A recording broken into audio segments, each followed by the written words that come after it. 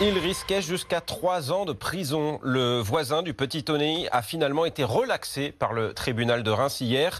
L'enfant de 3 ans avait été battu à mort par son beau-père en 2016 et le voisin était jugé pour son silence alors qu'il entendait les coups et les pleurs du petit garçon dans l'appartement au-dessus du sien. Gladys Lafitte a suivi l'audience pour RMC.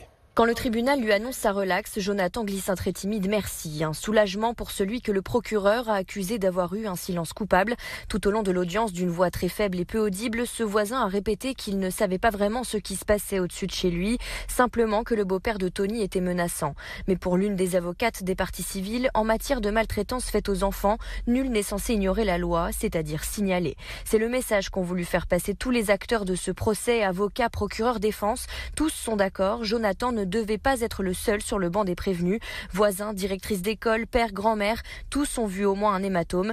Même si pour le procureur, celui qui se tait n'est pas le complice du bourreau qui frappe, mais l'indifférence coupable, elle, est une faute.